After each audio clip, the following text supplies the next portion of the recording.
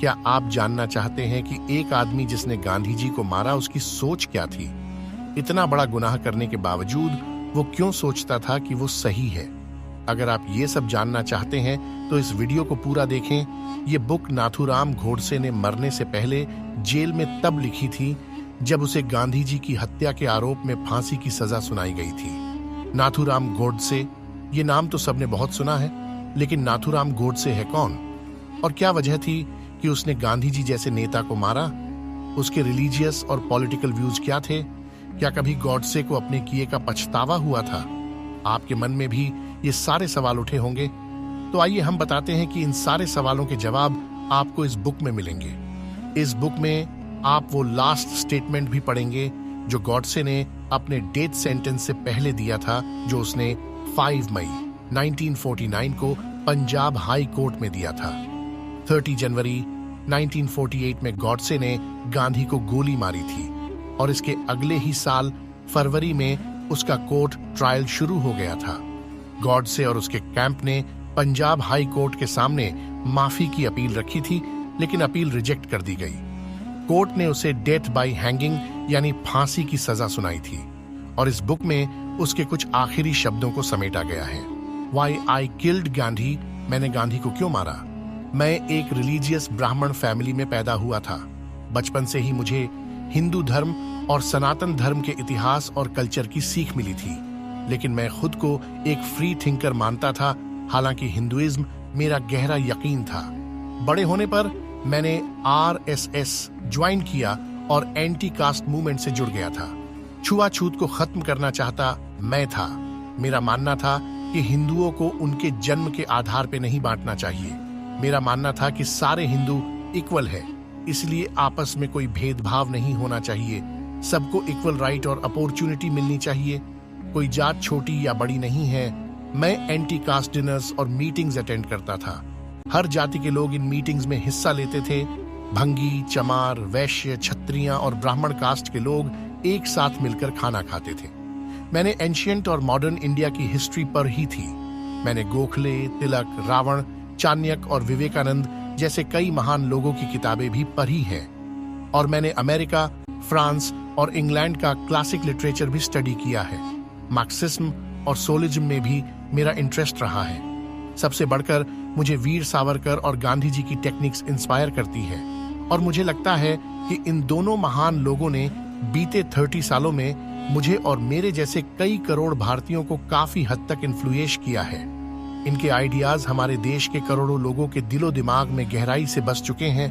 मैंने जो कुछ भी सीखा उससे मुझे लगता है कि मुझे हिंदू धर्म और अपने हिंदू भाइयों और बहनों की सेवा करनी चाहिए।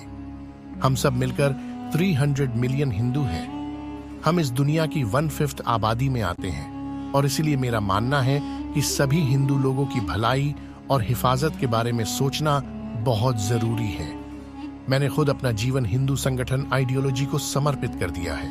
मेरे एक ही लक्ष्य है और वो है अपने मदरलैंड, अपनी माँ भारतीय की आजादी को बचाए रखना। और मुझे लगता है कि इंसानियत को बचाने का यही एक तरीका है। कांग्रेस पार्टी में 1920 में गांधी जी का दबदबा काफी बढ़ गया था जब लोकमान्य तिलक का देहांत हुआ। उस वक्त कांग्रेस पार्टी और पूरे देश में गांधी जी का इन्फ्लुएंस था। उनकी पब्लिक एक्टिविटीज ने उन्हें एक ग्रेट लीडर के तौर पर एस्टेब्लिश कर दिया था। लोग उन्हें बहुत मानते थे। सत्य और अहिंसा के बारे में कही गई उनकी बातों ने आम जनता पर एक गहरा असर किया था। दिन ब दिन उनके फॉलोअर्स बढ़ते ही जा रहे थे। गांधी जी ने जो सत्य और अहिंसा की बात की थी उससे हर कोई एग्री करता था। हालांकि इस सत्य और अहिंसा के बारे में लोग पहले भी जानते थे, लेकिन ये सब सिर्फ किताबी बातें थे। मैं नहीं मानता कि एक आम इंसान अपनी रोजमर्रा की जिंदगी में इन बातों को जरा भी अहमियत देता होगा। बल्कि सच तो ये है कि बात अगर खुद की या अपने परिवार की हो तो इंसान किसी और को तकलीफ देने में जरा भी नहीं हिचकिचाएगा। तो इसमें गलत भी क्या है? हर कोई पहले खुद का भला सोचता है, फिर दूसरे का। अगर कोई हमारे साथ गलत करे तो उसका जवाब देना ही होगा। रामायण में राम ने सीता को बचाने के लिए रावण को मारा था। महाभारत में कृष्ण ने कंस का वध किया था। अर्जुन ने अपने रिश्तेदारों और दोस्तों को मारा था क्योंकि वो उसके दुश्मन के साथ खड़े थे। हिंदी और मुस्लिम में इतिहास से ही टकराव है। अगर गांधी के हिसाब से राम, कृष्ण और अर्जुन गलत थे, तो इसका मतलब कि वो इंसान की काबिलियत पर शक कर रहे हैं। अब हिस्ट्री को ही देख लो। अफजल खान हिंदुस्तान में मुस्लिम राज स्थापित करना चाहता था, लेकिन छत्रपति शिवाजी ने उसका ये सपना कभी पूरा नहीं होने दिया। अगर शिवाजी पूरी ताकत से उसका मुकाबला नहीं करते, तो शायद खुद अफजल के हाथों मारे जाते। लेकिन गांधी जी शिवाजी, गुरु गोविंद सिंह और महाराणा प्रताप को क्रिटिसाइज करते हैं। उनका मानना है कि इन ग्रेट फाइटर्स को वायोलेंस का रास्ता नहीं अपनाना चाहिए था। लेकिन मैं तो गांधी जी को वायलेंट समझता हूं, जो खुद एक पैसिफिस्ट है। सच और अहिंसा के नाम पर उन्होंने इस देश को मुसीबत में डाला है। हर हिंदुस्तानी को शिवाजी, प्रताप और गुरु गोविंद जैसे महान नायकों की पूजा करनी चाहिए, क्योंकि असल में इन्हीं लोगों की वजह से हमें आजादी मिली है। पिछले 32 सालों से गांधी जी जो आंदोलन कर रहे हैं, खासकर उनका प्रो मुस्लिम फास्टिंग, ये मुझे इस बात का यकीन दिलाता है कि उन्हें तुरंत पॉलिटिक्स छोड़ देनी चाहिए। मैं ये नहीं कहता कि उन्होंने देश के लिए कुछ नहीं किया। अफ्रीका में उन्होंने हमारे हिंदुस्तानी दोस्तों के लिए जो कुछ भी किया, उसकी तारीफ करता हूँ। वहाँ के हिंदू कम्युनिटी के लोगों की कंडीशन इंप्रूव करने में गांधी जी का बहुत बड़ा हाथ है। लेकिन उनके इंडिया लौटने के बाद से हमारे देश में काफी कुछ बदल चुका है। मुझे लगता है कि गांधी जी शायद ये समझते ही कि सही क्या है और गलत क्या है। इस बात का फैसला सिर्फ वो कर सकते हैं। अगर लोग उन्हें लीडर मानने से इनकार कर दे, तो वो कांग्रेस छोड़कर अपने रास्ते चले जाएंगे। हमें ऐसे लीडर की जरूरत ही क्या है।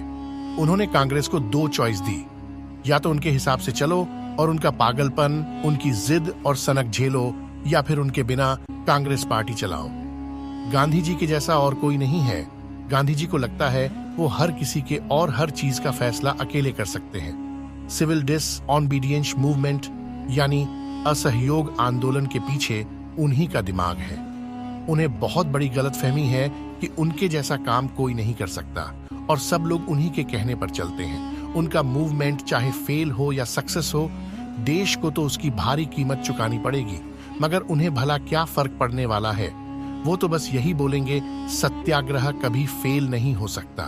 लोग उन्हें संत समझते हैं, इसीलिए उनकी हर बात मानने को तैयार हो जाते हैं। उनके ऊंचे विचारों और सादगी की वजह से लोग पता नहीं क्यों उनकी तरफ अट्रैक्ट हो जाते हैं। गांधी एक के बाद एक गलती करते रहे। उनके लिए फैसलों ने इस देश के फ्यूचर को खतरे में डाला है। एक बार नहीं बल्कि कई बार। इसमें जरा भी शक नहीं कि वो एक प्रो मुस्लिम लीडर है। ये बात उन्होंने तभी जाहिर कर दी थी जब उन्होंने हिंदुस्तानी को नेशनल लैंग्वेज बनाने की सिफारिश की थी, जबकि असल में तो हिंदी भाषा ही हमारी नेशनल लैंग्वेज होने का हक रखती है। शुरुआत में गांधी ने भी हिंदी को सपोर्ट किया था, लेकिन जब उन्हें लगा कि मुस्लिम्स इस बात बुरा मान सकते हैं, तो वो खुद को हिंदुस्तानी भाषा का चैंपियन बताने लगे। और ये बात तो हर इंडियन जानता है कि असल में ऐसी कोई भाषा है ही नहीं। ना तो हिंदुस्तानी की कोई वोकेबुलरी है और ना कोई ग्रामर। ये सिर्फ बोली जाती है, लिखी नहीं जाती। ये बेहुदा सी बोली है जिसमें हिंदी और उर्दू मिक्स है। खुद को मुसलमानों का सगा दिखाने के लिए गांधी ने हिंदुस्तानी को प्रमोट किया और उनके चाहने वाले चमचों ने भी। अगस्त 1946 की शुरुआत से ही मुस्लिम लीग और इसकी प्राइवेट आर्मीज ने कई सारे हिंदुओं को मारा। उस टाइम के वायसराय लॉर्ड वावेल मजबूर हो गए थे। रेप, मर्डर और लूटमार की वारदातों को रोकने के लिए वो अपनी पावर और गवर्नमेंट ऑफ इंडिया एक्ट 1935 का यूज नहीं कर पा रहे थे। बंगाल से लेकर कराची तक हिंदुओं का खून बहाया जा रहा था। उन्हें बेरहमी से कत्लेआम किया जा रहा था। औरतों के साथ बलात्कार हो रहे थे। मुस्लिम लोग ने उस वक्त की इंटरिम गवर्नमेंट की धज्जियां उड़ा दी थी, लेकिन मुस्लिम्स ने जिस तरह से हिंदुओं के साथ गद्दारी और दोगलापन किया था, उतना ही गांधी ने उन्हें सपोर्ट किया। लॉर्ड वावेल को रिजाइन करना पड़ा क्योंकि अब सिचुएशन उनके कंट्रोल से बाहर हो चली थी। उसकी जगह लॉर्ड माउंटबेटन आया, मतलब कि नागनाथ गए तो सांपनाथ आए। इंडियन कांग्रेस के गले में फंदा था। मरते क्या ना करते, कांग्रेस ने चुपचाप जिन्ना के सामने घुटने टेक दिए और पाकिस्तान को मंजूरी दे दी। ये वही कांग्रेसी थे जो हमेशा नेशनलिज्म और सोशलिज्म की बातें करते थे। ये देश की बदकिस्मती ही कही जाएगी कि देश 2 टुकड़ों में बंट गया था। 15 अगस्त 1947 के दिन इंडिया का एक तिहाई हिस्सा हमेशा के लिए दूर हो गया था। कांग्रेस ने लॉर्ड माउंटबेटन की तारीफों के पुल बांध दिए और कहा, हिंदुस्तान के इतिहास में लॉर्ड माउंटबेटन जैसा महान गवर्नर जनरल और वाइसरॉय आज तक नहीं हुआ। लेकिन जो कुछ भी हुआ उसका खामियाजा तो आखिर देश को बंटवारे करके चुकाना पड़ा। स्वाधीन भारत 30 सालों की तानाशाही के बाद गांधी ने आखिरकार ये हासिल किया कि उन्होंने पाकिस्तान बनने दिया और कांग्रेस इसे पावर और फ्रीडम का पीसफुल ट्रांसफर बोलती है। यहाँ तक इस फैसले को नेहरू ने भी मंजूरी दे दी, जिसे वो कुर्बानी से हासिल की गई आजादी बोलते हैं। लेकिन कुर्बानी दी किसने? गांधी ने। उस आदमी ने जिसे हम पूजते हैं, भगवान मानते हैं, उसी ने भारत के टुकड़े किए। और मेरे अंदर जो नफरत और गुस्से की आग उबल रही है, उसे मैं चाहकर भी रोक नहीं सकता। गांधी ने आमरण अनशन किया क्योंकि उसकी डिमांड थी कि हिंदू रिफ्यूजी दिल्ली के मस्जिदों को छोड़ दे। लेकिन जब पाकिस्तान में हिंदुओं पर अटैक हुआ तो गांधी ने एक शब्द नहीं बोला। तब क्यों उन्होंने पाकिस्तानी गवर्नमेंट का प्रोटेस्ट नहीं किया? क्यों उन्होंने गुनाहगारों को सजा देने की मांग नहीं की? क्योंकि वो मुस्लिम्स थे। क्योंकि गांधी को अच्छे से मालूम है कि मुसलमानों को कोई फर्क नहीं पड़ने वाला, चाहे वो भूख हड़ताल से अपनी जान ही क्यों ना दे दे। वो हिंदुओं पर फिर भी हमला बोलते रहेंगे। उन्हें ये मालूम है कि जिन्ना या मुस्लिम लीग को उनकी फास्टिंग से कोई लेना देना नहीं है। बहुत से लोग गांधी को फादर ऑफ द नेशन बोलते हैं, और अगर ऐसा है तो मुझे बीड़ी दुख से कहना पड़ेगा कि वो एक फादर के तौर पे वो अपनी ड्यूटी नहीं निभा पाए। सच तो ये है कि उन्होंने देश के टुकड़े करवाकर भारत माता के साथ गद्दारी की है। गांधी फादर ऑफ इंडिया नहीं है, फादर ऑफ पाकिस्तान है। गांधी की स्पिरिचुअल पावर, उनकी इनर वॉइस, उनका अहिंसा के सिद्धांत सब जिन्ना के पैरों तले कुचले गए। मैं जानता हूं बहुत से लोग ये सब पढ़ने के बाद मुझसे नफरत करेंगे। मैं ये भी जानता हूं कि मेरी लाइफ बर्बाद हो जाएगी, और मैं ये भी जानता हूं कि गांधी को मारते ही मेरी इज्जत भी मिट्टी में मिल जाएगी। लेकिन मैं ये भी जानता हूं कि गांधी के बिना इंडियन पॉलिटिक्स और ज्यादा पावरफुल और प्रैक्टिकल होगी। हमारे देश को आखिर में आर्म्ड फोर्सेस ही डिफेंड करेगी। मेरा फ्यूचर बर्बाद हो जाएगा, ये मुझे मालूम है, लेकिन मैं ये कीमत चुकाने को तैयार हूं, क्योंकि मैं किसी भी कीमत पर इंडिया को पाकिस्तान से बचाना चाहता हूं। लोग शायद सोचे कि मैं बहुत बड़ा पागल हूं, लेकिन मेरी आखिरी इच्छा यही है कि हमारा देश रीजंस के साथ और प्रैक्टिकल फैसले लेकर आगे बढ़े, क्योंकि मेरे हिसाब से एक स्ट्रॉन्ग नेशन बनाने के लिए ये एक बहुत जरूरी स्टेप है। मैंने ये सॉल्यूशन खुद निकाला है। मैं अपने एक्शंस की पूरी रिस्पॉन्सिबिलिटी लेता हूँ। मैं जिस बात पे यकीन रखता हूँ उसे मैंने जी जान से पूरा किया। उसी दिन मैंने गांधी को मारा, 30 जनवरी 1948 को। उस दिन बिरला हाउस में गांधी पर मैंने ही गोली चलाई थी। मेरे निशाने पे वो इंसान था जिसके उसूलों और कारनामों ने देश के करोड़ों हिंदुओं की जिंदगी से खिलवाड़ किया था। ऐसा कोई कानून नहीं है जिसके तहत गांधी को उसके किए की सजा मिले, इसलिए ये काम मैंने अपने हाथ में ले लिया। मैं गवर्नमेंट में किसी एक पर इल्जाम नहीं लगा रहा, बल्कि मुझे इस पूरे इंस्टीट्यूशन पर ही भरोसा नहीं है। कांग्रेस की पॉलिसीज हमेशा एक तरफा रही है और इन्होंने कभी भी हिंदुओं के साथ न्याय नहीं किया। कांग्रेस ने हमेशा मुस्लिम्स की तरफदारी की और इसके पीछे भी गांधी का ही हाथ है, इसमें जरा भी शक नहीं। मुझे अफसोस है कि प्राइम मिनिस्टर नेहरू के भाषण और एक्शन एकदम बेबुनियादी है।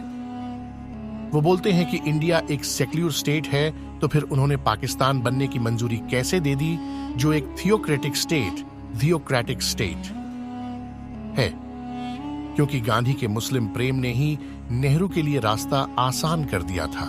मैं आज कोर्ट के सामने अपना जुर्म कबूल करता हूं, और इसकी जो भी सजा मुझे मिलेगी मुझे मंजूर है।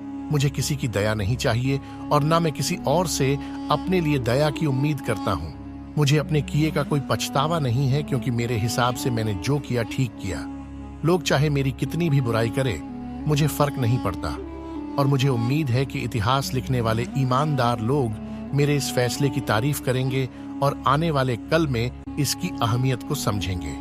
ये नाथूराम गॉड की ऑटोबायोग्राफी थी जो आपने पढ़ी। आपने इस बुक में पढ़ा कि नाथूराम गॉड से मरने से पहले क्या मैसेज देना चाहता था। गॉड से एक ब्राह्मण फैमिली से बिलोंग करता था और एक डिवोटेड हिंदू था। धर्म और राजनीति को लेकर उसमें अपने स्ट्रॉन्ग ओपिनियंस थे। तो आपके एक कातिल के अंदर झांकने का मौका मिला जो हिंदू धर्म को सबसे ऊपर मानता था। अब ये आपके ऊपर है कि आप नाथूराम गॉडसे के बारे में क्या सोचते हैं। उसने सही किया या गलत, इसका फैसला सिर्फ आप ही कर सकते हैं। क्या आप नॉन वायलेंस चूज करोगे या उस चीज को जी जान से प्रोटेक्ट करने की कोशिश करोगे जो आपको सबसे ज्यादा प्यारी है।